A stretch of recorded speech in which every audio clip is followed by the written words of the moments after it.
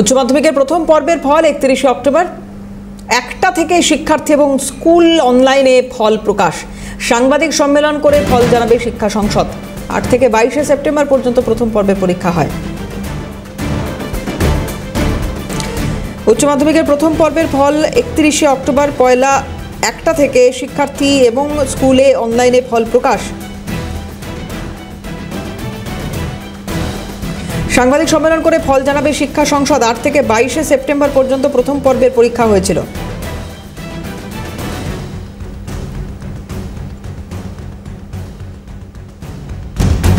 বেলা 1টা থেকে হবে অনলাইনে ফল প্রকাশ।